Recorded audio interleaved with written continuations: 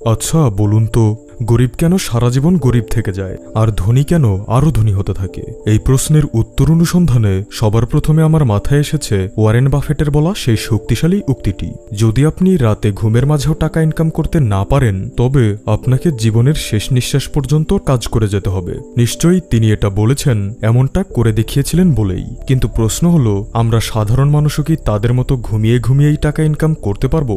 উত্তরে যাবার আগে আমি আপনাদের একটি ছোট্ট ঘটনা সম্পর্কে জানাতে চাই। এই আর্টিকেলটি দেখুন। 24 বছরের রনক 2019 সালে তার সমস্ত সম্পত্তি, সমস্ত টাকা পিএমসি ব্যাংকে ডিপোজিট করেন, কারণ ওই ব্যাংক অনেক হাই ইন্টারেস্ট রেট পে করছিল।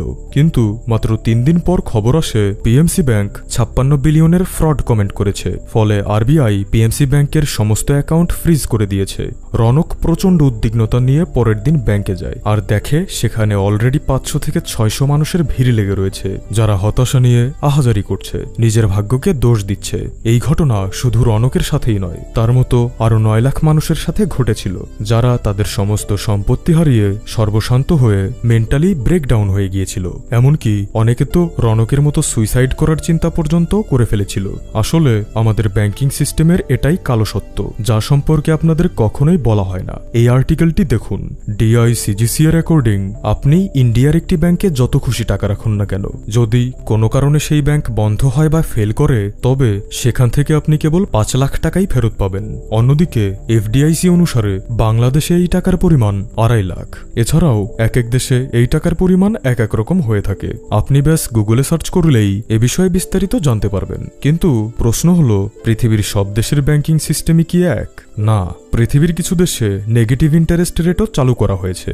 মানে যদি আপনি ওই দেশের কোনো ব্যাংকে টাকা জমা রাখেন, তবে ব্যাংক আপনাকে ইন্টারেস্ট দেবার পরিবর্তে নির্দিষ্ট রেট অনুযায়ী টাকা কেটে নেবে। যেমন সুইজারল্যান্ডে -0.75%, ডেনমার্কে -0.60%, জাপানে -0.1%, অ্যান্ড সো অন।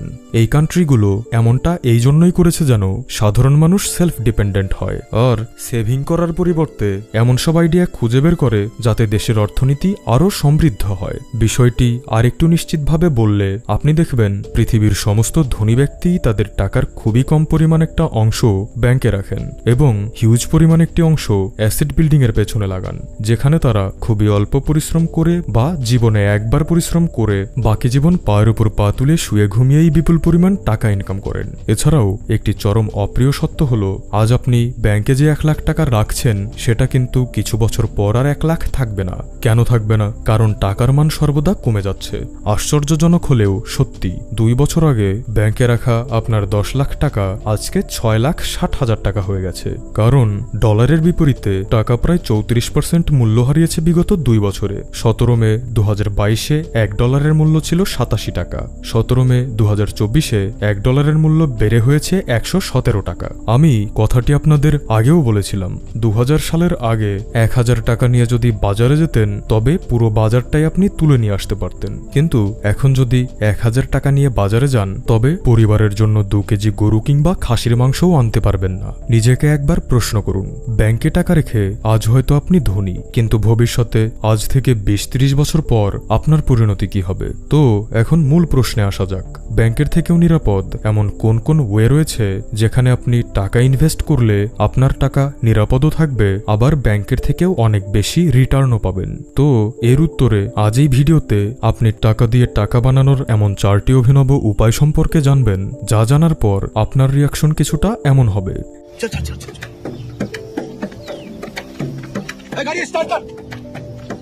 হ্যাঁ, একদম। ভিডিওটি পুরো দেখার পর আপনিও এভাবেই আপনার গাড়ি স্টার্ট করে এসবের একটি অ্যাসেট থেকে হলেও টাকা ইনকাম করতে বেরিয়ে পড়বেন। So my dear brothers and sisters, let's start.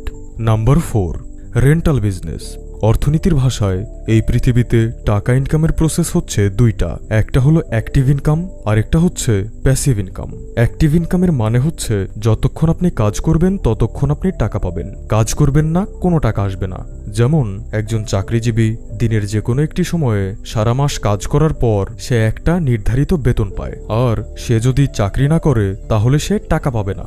এমনইভাবে রিক্সা চালক, রাজমিস্ত্রি, দোকানদার যদি দোকান না খোলে, রাজমিস্ত্রি যদি কাজে না যায়, তাহলে তারাও টাকা পাবে না। তো একেই বলা হয় অ্যাক্টিভ ইনকাম। যা সব গরিবেরাই করে থাকে। অন্যদিকে প্যাসিভ ইনকাম মানে হচ্ছে আপনি কাজ না করলেও টাকা আসবে। এই ইনকামের প্রসেসটা হলো এমনই যে আপনি ঘুমিয়ে আছেন তবুও আপনার টাকা ইনকাম হতেই থাকবে। পৃথিবীর সব থেকে ধনী ব্যক্তি ইলন মাস্ক বলেন, আমার পকেট থেকে যদি $100 কোনো নোট মাটিতে পড়ে যায় তাহলে আমি সেটা ওঠাই না, কারণ এটা ওঠাতে আমার যতটুকু সময় লাগবে ততটুকু সময়ের মধ্যে আমার আরো $500 ইনকাম হয়ে যাবে। এটাই হলো প্যাসিভ ইনকামের প্রসেস। বিষয়টা একটি উদাহরণের মাধ্যমে বোঝাই। রহিম আর করিম দুই বন্ধু, তারা দুজনেই একই কোম্পানিতে 30,000 টাকা বেতনের চাকরি করে। রহিম প্রতি মাসে বেতন পাওয়ার পর তার সমস্ত প্রয়োজনীয় খরচ মিটিয়ে যে টাকা বাঁচে তা দিয়ে সে শপিং করে ফেলে আর বন্ধুদের নিয়ে সারা মাস হুল্লোড় করে বেড়ায়, কারণ সে জেনে হোক বা না জেনে নিজের অজান্তেই মেনে চলে খ্রিস্টপূর্ব 600 বছরের আগের চারবাক দর্শনের সেই নীতিটি, ঋণং কৃতা ঘৃতং পিবেত যাবজ্জীবেত সুখং জীবেত, অর্থাৎ যতদিন বাঁচো সুখে বাঁচো, ঋণ করে হলেও ঘি খাও। তাই রহিম হাতে কিছু টাকা পেলেই সঙ্গে সঙ্গে মজমাস্তি করে তা উড়িয়ে দেয়। এছাড়াও রহিম চিন্তা করেছে সে একটা আইফোন, মোটরসাইকেল আর একটা ডিএসএলআর কিনবে, যার জন্য সে টাকা জমাচ্ছে। প্রতি মাসে বেতন থেকে 6,000 টাকা সে জমাচ্ছে আইফোন, মোটরসাইকেল আর ডিএসএলআর এর জন্য। এছাড়াও সে দামি ঘড়ি, দামি জুতো, দামি ব্র্যান্ডের পোশাক ব্যবহার করে। 3 বছর পর রহিমের কাছে 2টা দামি ফোন, একটা দামি বাইক, ডিএসএলআর সহ অনেক দামি ঘড়ি, সানগ্লাস, ব্র্যান্ডের জুতো ও দামি দামি শার্ট প্যান্ট রয়েছে। অন্যদিকে করিম সাধারণভাবে জীবনযাপন করে। সে চায় ভবিষ্যতে ধনী হতে। করিম রহিমের মতো তার স্যালারির 20% টাকা মানে 6,000 টাকা প্রতি মাসে জমিয়ে রাখে। তবে সে এই টাকা আজেবাজে কাজে খরচ করার জন্য জমাচ্ছে না, তার কাছে একটি ভবিষ্যৎ পরিকল্পনা রয়েছে। তো 6,000 টাকা করে 5 মাস জমানোর পর সে 30,000 টাকা দিয়ে একটি অটোরিকশা কিনে। অটোরিকশা কিনে তার পাশের বাড়ির এক বেকার চাচাকে দিল আর বলল প্রতিদিন 150 টাকা করে প্রতি মাসে 4,500 টাকা তাকে দিতে হবে রিক্সা ভাড়া বাবদ। আর চাচাও এই শর্তে রাজি হয়। আরো 9 মাস পর করিম প্রতি মাসে 6,000 টাকা জমিয়ে মোট 54,000 টাকা আর 9 মাসের রিক্সা ভাড়া বাবদ 40,500 টাকা মিলিয়ে মোট 94,500 টাকা দিয়ে একটি ছোট ইজি বাইক কিনল, যা আরেক প্রতিবেশী চাচাকে দিল প্রতি মাসে ভাড়া বাবদ 10,000 টাকা দেবার বিনিময়ে। আরো 9 মাস পর মোট 1,84,500 টাকা দিয়ে একটি বড় ইজি বাইক কিনে আরেক বড় ভাইকে দেয় মাসে 15,000 টাকা দেবার বিনিময়ে। সর্বশেষ 13 মাস পর করিম অটোরিকশা থেকে পায় 58,500 টাকা, ছোট ইজি বাইক থেকে পায় 1,30,000 টাকা, বড় ইজি বাইক থেকে পায় 1,95,000 টাকা আর তার 13 মাসের জমানো 78,000 টাকা। মোট 4,61,500 টাকা দিয়ে সে একটি সিএনজি কিনে পরিচিত লোকের কাছে দেয়। সেই লোক সিএনজি ভাড়া বাবদ করিমকে 800 টাকার রোজ মাসে 24,000 টাকা দিতে রাজি হয়। তো 3 বছর পর করিমের কাছে একটা অটোরিকশা, 2টা ইজি বাইক, একটা সিএনজি, মানে প্রায় 8 লাখ টাকার মালামাল রয়েছে, যা থেকে সে প্রতি মাসে প্রায় 55,000 টাকার মতো ভাড়া পায়। তো সে এখন এই সমস্ত কিছু থেকে পাওয়ার টাকা জমিয়ে আরো বড় কিছু করার প্ল্যান করছে, যেমন কার, বাস বা ট্রাক কিনে তা ভাড়ায় রোডে নামিয়ে দেওয়া, এবং কিছুদিন পর যখন ইনকাম আরো অনেকটা বেড়ে যাবে তখন চাকরিটা ছেড়ে দিয়ে নিজের ব্যবসা দেখাশোনার পাশাপাশি জীবনটা উপভোগ করার। অন্যদিকে রহিম এখনও তার চাকরির পেছনে দিনে 10 থেকে 12 ঘন্টা পরিশ্রম করে যাচ্ছে। এছাড়াও ডিএসএলআর, বাইক, আইফোন কেনার স্বপ্ন পূরণ হয়ে যাওয়ায় এখন সে আরো বড় স্বপ্ন দেখছে। সে ভাবছে লোনে টাকা নিয়ে একটি বড় বাড়ি আর একটি প্রাইভেট কার কিনবে, যার জন্য তাকে প্রতি মাসে প্রায় 15 থেকে 20,000 টাকার ইএমআই দিতে হতে পারে, সেটাও 20 বছর যাবত। আর ওইদিকে করিম যদি এভাবে আরো 5 বছর চালিয়ে যেতে পারে তবে সে প্রায় 1 কোটি টাকার মালিক হয়ে উঠবে। তো এখন নিশ্চয়ই বুঝতে পারছেন কেন ধনীরা আরো ধনী হয়ে ওঠে আর গরিবেরা কেন আরো গরিব হতে থাকে।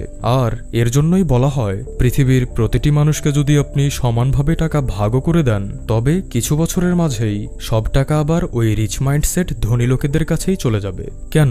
কারণ রিচ মাইন্ডসেটের মানুষ প্রথমে অনেক পরিশ্রম করে একটি অ্যাসেট তৈরি করবে এবং তা থেকে পাওয়া টাকা দিয়ে আরেকটি অ্যাসেট তৈরি করবে, এরপর ওই দুটি অ্যাসেটস দিয়ে নতুন আরেকটি অ্যাসেট তৈরি করবে। এভাবে কম্পাউন্ডিং এর ম্যাজিক চলতে থাকবে। যেমনটা আমাদের গল্পের করিম ও বাস্তব জীবনে ধীরুভাই আম্বানি করেছিলেন। ধীরুভাই আম্বানি প্রথমে রিলায়েন্স কমার্শিয়াল কর্পোরেশন নামে একটি কোম্পানি ওপেন করেন। এরপর তা থেকে পাওয়ার টাকা দিয়ে রিলায়েন্স পাওয়ার নামের আরেকটি কোম্পানি খোলেন। এরপর এই দুটির টাকা দিয়ে রিলায়েন্স ইনফ্রাস্ট্রাকচার নামের নতুন আরেকটি বিজনেস সাইড ওপেন করেন। এরপর এদের সবগুলোর টাকা দিয়ে ধাপে ধাপে Reliance capital, Reliance entertainment, Reliance home finance, Reliance health insurance সহ আরও নতুন নতুন বিজনেস শুরু করেন। Number 3, real estate.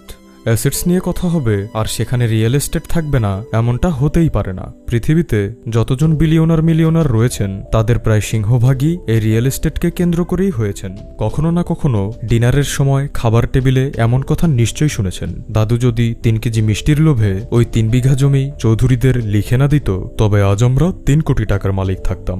নিশ্চয়ই আপনি জানেন পৃথিবীতে সব থেকে সেফ ইনভেস্টমেন্ট বলা হয় এই ল্যান্ডকে, কারণ যদি আপনি স্টক বন্ড বা শেয়ারে ইনভেস্ট করেন তবে তাতে লাভের পাশাপাশি লসের সম্ভাবনাটাও প্রবল থাকে। কিন্তু ল্যান্ড এমন এক জিনিস যাতে বিন্দুমাত্র লস হবার সম্ভাবনা নেই। এমনকি ভালো জায়গা বা ভালো লোকেশনের জমি প্রতি 6 বছরে প্রায় দ্বিগুণ মূল্যের হয়। এখানে অনেকেই বলবেন, আরে কি বলছেন ভাই, আমি তো 2 বছরেও জমির মূল্য দ্বিগুণ হতে দেখেছি। You are right. তবে কিছু কিছু সময় কোনো কোনো ল্যান্ডের ক্ষেত্রে দাম খুব স্লোলি বাড়তে পারে, কিন্তু দেখবেন 6-7 বছর পর হঠাৎ করেই তার মূল্য প্রচুর ইনক্রিজ হয়ে গেছে। ইন শর্ট, ল্যান্ডে লস নেই। তবে রিয়েল এস্টেটের ক্ষেত্রে একটি সমস্যা হলো আপনি এখানে সামান্য টাকা নিয়ে কিছুই করতে পারবেন না। তাই এই ক্ষেত্রে আপনি চাইলে আপনার বিশ্বস্ত কোনো বন্ধু বা ভাইকে পার্টনার বানিয়ে নিতে পারেন। এতে অর্থের সমস্যা অনেকটাই দূর হয়ে যাবে। তবে খেয়াল রাখবেন সে যেন আপনার আস্থাভাজন বা বিশ্বস্ত হয়। Number 2, gold. আপনি নিশ্চয়ই জানেন পৃথিবীতে গোল্ড লিমিটেড, মানে টাকাকে যেমন যত খুশি তত ছাপানো যায়, গোল্ডের ক্ষেত্রে কিন্তু তেমনটা করা যায় না। ভবিষ্যতের কোনো এক সময় গোল্ড এই পৃথিবী থেকে নিশ্চিহ্নও হয়ে যেতে পারে যদি আমরা আর কোনো গোল্ড মাইন বা সোনার খনি খুঁজে বের করতে না পারি। তাই গোল্ডে ইনভেস্ট করাও ল্যান্ডে ইনভেস্ট করার মতোই লাভজনক, কারণ দুটোই লিমিটেড এডিশন। বাংলাদেশে 2000 সালে 1 ভরি স্বর্ণের দাম ছিল 6800 টাকা। এখানে জেনে রাখা ভালো 1 ভরি স্বর্ণের ওজন 11 গ্রাম। যাই হোক, আজ 2024-এ 1 ভরি স্বর্ণের মূল্য 1,12,000 টাকা। গত 24 বছরে স্বর্ণের দাম বেড়েছে প্রায় 16 গুণ। অর্থাৎ 2000 সালে যদি আপনি 1 কোটি টাকার স্বর্ণ কিনে রাখতেন তবে তার মূল্য আজ 16,50,00,000 টাকা হতো। আপনি জানলে আরও অবাক হবেন, বাংলা নিউজ 24 অনুসারে স্বর্ণের দাম গত 4 দশকে বেড়েছে প্রায় 332 গুণ। তো এটি কতটা লাভজনক একটি অ্যাসেট সে সম্পর্কে নিশ্চয়ই আর বলার কোনো প্রয়োজন নেই। তো এখন প্রশ্ন হলো, আপনি কিভাবে স্বর্ণে ইনভেস্ট করতে পারেন? স্বর্ণে ইনভেস্ট করার 3টি ওয়ে রয়েছে। First, jewellery. সাধারণ মানুষ স্বর্ণে ইনভেস্ট মানেই জুয়েলারিকেই বুঝে থাকে, কারণ এটা আমাদের ট্রেডিশন। মেয়ের বিয়ের জন্য হোক বা শখের জন্য, আপনি প্রতিটি ফ্যামিলিতেই কম বেশি জুয়েলারিস দেখতে পাবেন। দেখুন, জুয়েলারিতে ইনভেস্ট করার অনেকগুলো অ্যাডভান্টেজ এবং ডিসঅ্যাডভান্টেজ রয়েছে। অ্যাডভান্টেজ হলো জুয়েলারিকে আপনি ইউজ করতে পারেন এবং সেটা দেখে মানসিক তৃপ্তিও পেতে পারেন। আর ডিসঅ্যাডভান্টেজ হলো যখন আপনি স্বর্ণকে জুয়েলারি ফর্মে কেনেন তখন সেখানে প্রায় 10%-এর মেকিং চার্জ দিতে হয়। মানে ওই জুয়েলারিটি তৈরির জন্য জুয়েলারকে মজুরি দিতে হয়, যেটা কোনোভাবেই ইনভেস্টের লক্ষণ নয়। এছাড়াও জুয়েলারিতে আপনাকে প্রায় 3%-এর মতো জিএসটি বা ভ্যাট দিতে হয়। আর এক্ষেত্রে সবথেকে বড় সমস্যাটি হলো পিওরিটির সমস্যা, কারণ জুয়েলারি শতভাগ পিওর হয় না। তাই এক্সপার্টরা সব সময় বলে থাকেন, যদি আপনি স্বর্ণে ইনভেস্ট করতে চান তবে কখনোই আপনার ওয়াইফের কথা শুনে জুয়েলারিতে ইনভেস্ট করবেন না। Second, physical gold. Physical gold অর্থাৎ সোনার বার।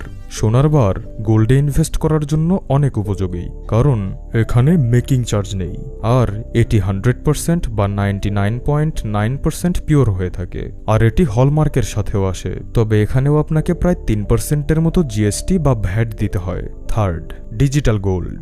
এমন অনেক ট্রাস্টেড প্ল্যাটফর্ম রয়েছে যেখানে আপনি ডিজিটালভাবে গোল্ডের ইনভেস্ট করতে পারবেন। এটা অনেকটা ব্যাংকিং সিস্টেমের মতো। আপনি জানবেন আপনার কাছে কতটা পরিমাণ গোল্ড আছে, কিন্তু আপনি তা দেখতে পাবেন না। এখানে সুবিধা হলো গোল্ড হারিয়ে যাওয়া বা চুরি হবার ভয় নেই। এছাড়াও সবথেকে বড় যে সুবিধাটি রয়েছে তা হলো আপনি এখানে মাত্র 100 বা 500 টাকা থেকেও ইনভেস্ট শুরু করতে পারেন। আর এক্ষেত্রে অসুবিধাটা হলো এখানেও আপনাকে 3% জিএসটি বা ভ্যাট দিতে হবে। আর যে প্ল্যাটফর্ম থেকে আপনি গোল্ড নিয়েছেন তাদেরও কিছু পার্সেন্টেজ দিতে হবে। তো এই হলো গোল্ড ইনভেস্টমেন্টের 3টি পদ্ধতি, যেখানে আপনার ভালো লাগে সেখানেই ইনভেস্ট করতে পারেন। Number 1, small business. বেঞ্জামিন ফ্র্যাঙ্কলিনের একটি বিখ্যাত উক্তি রয়েছে, some people die at 25 and aren't buried until 75। এর অর্থ অনেক মানুষের 25 বছর বয়সেই বেঁচে থাকার ইচ্ছাটা মরে যায়, যেখানে তাদের শরীরের মৃত্যু হয় 75 বছর বয়সে। অর্থাৎ তারা জীবিত তো থাকে কিন্তু জীবন্ত লাশের মতো। এর কারণ তারা এমন কিছু কাজকে নিজের পেশা বানিয়ে নেয় এবং সারা জীবন ধরে তা করে যায় যে কাজের প্রতি তাদের বিন্দুমাত্র ইন্টারেস্ট বা আগ্রহ নেই। তারা কেবল তাদের পরিবারের কথা ভেবে শত অনিচ্ছা সত্ত্বেও সেই জব করে যায় এবং নিজেকে আর নিজের ভাগ্যকে দোষ দিতে থাকে। তো এই সমস্যার সমাধান কি? কিভাবে আপনি এই ট্র্যাপ থেকে মুক্ত হতে পারেন? আপনাকে যেটা করতে হবে, এই কাজের পাশাপাশি পার্ট টাইম হিসেবে নিজের আগ্রহ অনুযায়ী যে কোনো একটি অফলাইন বা অনলাইন স্মল বিজনেস শুরু করতে হবে। আজকাল মানুষ স্মল বিজনেসের প্রতি অনেক বেশি ইন্টারেস্টেড, কারণ এতে টাকা যেমন কম লাগে তেমনি সময়ও অনেক কম লাগে। আমাদের এই চ্যানেলে স্মল বিজনেস আইডিয়ার উপর 4টি ভিডিও আপলোড করা হয়েছে, যেখানে মোট 28টি আইডিয়া শেয়ার করা হয়েছে। আমরা ডেসক্রিপশনে সেই ভিডিওগুলোর লিংক দিয়ে দিচ্ছি। নিশ্চয়ই ভিডিওগুলো থেকে আপনি নিজের জন্য কোনটি পারফেক্ট সেটা খুঁজে বের করতে পারবেন। এছাড়াও আপনি ইউটিউবেই স্মল বিজনেস আইডিয়া লিখে সার্চ করলে এই রিলেটেড অসংখ্য ভিডিও পেয়ে যাবেন, যা আপনাকে এই ট্র্যাপ থেকে বের হয়ে আসতে সাহায্য করবে। আর যখন আপনি স্মল বিজনেসের সাহায্যে মান্থলি 50,000 থেকে 1 লাখ টাকা আর্ন করতে পারবেন, তখন আপনার অপছন্দের কাজটি ছেড়ে দিয়ে সম্পূর্ণ ফোকাস আপনার পছন্দের কাজের উপর দিতে পারবেন। তো বন্ধুরা, এই ছিল আমাদের আজকের আয়োজন। ভিডিওটি ভালো লাগলে লাইক করবেন, পাশাপাশি চ্যানেলকে সাবস্ক্রাইব করে নেবেন, কারণ এসএসএস মোটিভেশনে আপনি এমনই নলেজেবল ফাইন্যান্সিয়াল ভিডিও বিনামূল্যে পেতে থাকবেন। ধন্যবাদ।